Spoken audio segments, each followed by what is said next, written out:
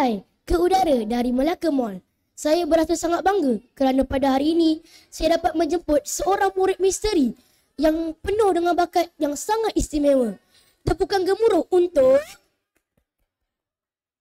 Sebelum kita berborak dengan lebih lanjut, boleh tak adik tunjukkan bakat adik? Boleh? Dipersilakan. Dengarkan. Keringlah saliran air di paya, dik-terik cuaca, musim beralih, tanah kelahiran, kemarau kerjaya. Empatinya apa? Ditunding memilih. Manis betul lah pantun awak ni. Kalau pantun ni orang, dah lama dah saya bawa dia pergi minum teh tarik. Pendengar semua mesti dah tak sabar kan untuk berkenalan dengan lebih lanjut dengan murid misteri ini. Boleh perkenalkan diri? Boleh? Nama penuh saya ialah Siddiq Wajidi bin Sufri. Saya ialah pelajar darjah 4, which means I am 10 years old. Hah? Bawa darjah 4? Mudanya untuk melibatkan dengan pelbagai aktiviti bahasa seperti pidato, sajak dan lain-lain.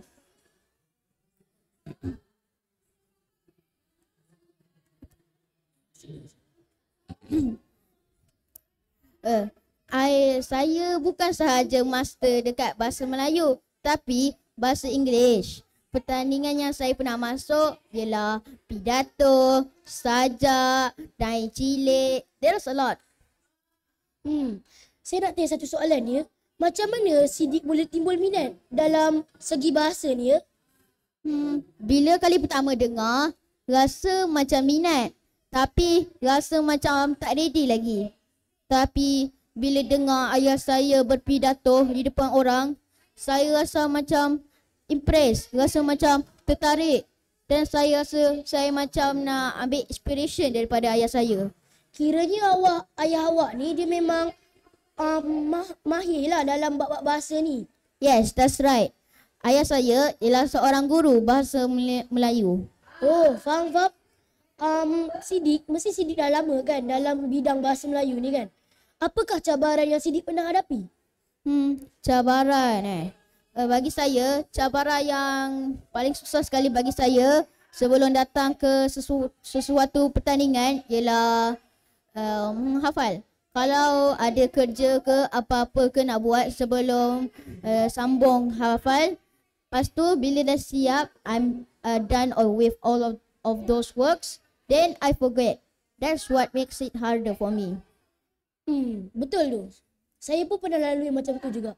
Selain menghafal, apa lagi cabaran yang Siddiq pernah lalui? Selain masalah menghafal, macam saya cakap tadi, ayah saya dia berpidato sebenarnya ada intonasinya elok, bahasa yang cantik dan gaya. Dan bagi saya pun mahu mencontohi dia. Buat gaya, intonasi dan bahasa. Tapi it was pretty hard for me. Dia macam awak memikul beban lah daripada ayah awak. Betul? Untuk pengetahuan Siddiq, abang juga sebenarnya seorang yang sangat aktif dalam bahasa macam pidato, bersajak dan bercerita. Tapi kadang-kadang abang rasa gugup. Macam mana Siddiq mendandangi rasa gugup Siddiq? Bila kali pertama naik di pentas, saya ada rasa dua. Ada perasaan dua je. Rasa tenang dan rasa nervous. Biasanya kalau saya naik di atas pentas, saya akan rasa tenang terus. Sebab I think I just have to be calm for the rest of my show. Betul. Apa yang Siddiq rasa bila Siddiq habis pertandingan atau persembahan kan? Semua orang tepuk. Apa Siddiq perasaan Siddiq? I feel more confident to win. Oh, apakah pertandingan yang Siddiq rasa sangat bangga dengan kejayaan Siddiq? Bagi saya, the one I am most proud of is when I got the 4th place of pertandingan pidato state level. State level? Pidato tu pidato yang macam mana ya Siddiq? Sebenarnya pidato ni dia ada dua jenis. Pidato biasa sama ada 5 minit untuk dipersembahkan dan pidato spontan selama 2 minit untuk dipersembahkan. Kebiasaannya pidato biasa yang disampaikan dulu baru pidato spontan. Kiranya yang spontan tu memang susah lah kan? Ya, betul. Siapakah idola Siddiq yang membuatkan Siddiq sampai rasa macam nak lebih gigih dalam bahasa ni? Sebenarnya itu pun ayah saya. Bagi saya, macam saya cakap tadi, ayah saya selain berpidato, bersajak, cara intonasi sajak dia bagi saya lagi elok daripada pidato, lagi kuat dan lagi bersemangat. Itulah kerana saya letak dia sebagai idola saya. Kiranya ayah awak ni memang memberi awak impak lah dalam bidang bahasa ni. Yes, that's right. Siapakah orang yang mendorong Siddiq selain ayah Siddiq? Terutamanya cikgu bahasa Inggeris saya. Dialah orang yang menolong saya dalam pertandingan bahasa Inggeris. Seperti mini dokumentari. Selain pidato, apakah pertandingan yang Siddiq masuk? Sajak, pantun, pidato, dan cilik. Banyak sebenarnya. Selain daripada pidato, apa pertandingan yang Siddiq rasa bangga juga? Bagi saya rasa sajak sajalah. Saya pernah menang ketika ada pesta buku. Walaupun tempat keempat, tapi saya rasa dah fine. Rasa dah macam okey lah walaupun tak dapat top 3. Okay, faham. Apa nasihat yang Siddiq boleh bagi kepada kawan-kawan kita yang sedang tengok ni, yang baru bermula dalam bidang bahasa ni? Bagi saya, advice I want to give to all of you adalah kalau kita nak hafal ke sesuatu untuk sesuatu pertandingan, kita janganlah tergesa-gesa. Kenalah slow-slow. Nanti after a long time, you will master it someday. Betul tu. Kita janganlah pernah berhenti. Kita perlu sentiasa berusaha sungguh-sungguh. Siddiq, macam mana cara Siddiq training? Contohnya macam tengok cermin ke, cara menghafal ke. Boleh Siddiq kongsikan? Boleh. Saya pun kadang-kadang tengok cermin ataupun buat sendiri. Bagi saya pun ada tips kepada mereka yang baru. Kalau boleh, hafal tu elok-elok lah sikit.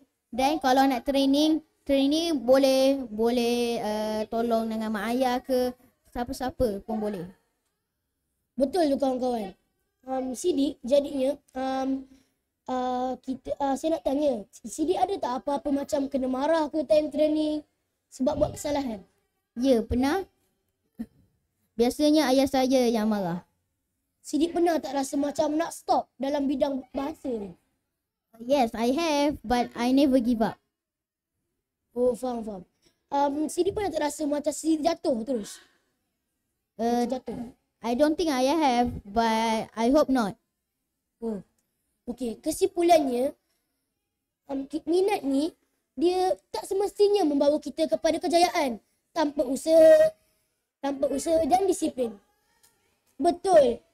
Minat ni memang memberi kita semangat, tapi tanpa usaha dan disiplin, apa gunanya? Betul tak Siddiq? Yes, that's right.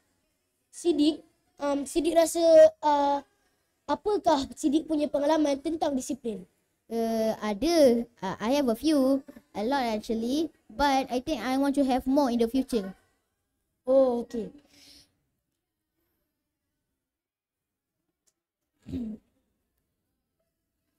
Okey, sebelum kita mengakhiri kita punya podcast pada hari ini, apakah harapan Siddiq untuk masa hadapan? My only hope for the future is to make my dad proud. I know I chose my dad as my idol.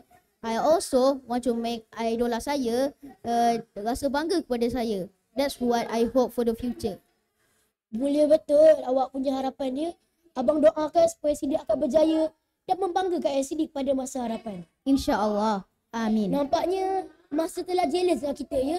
Jadinya terpaksalah kita mengakhiri kita punya podcast pada hari ini. Sekian, terima kasih.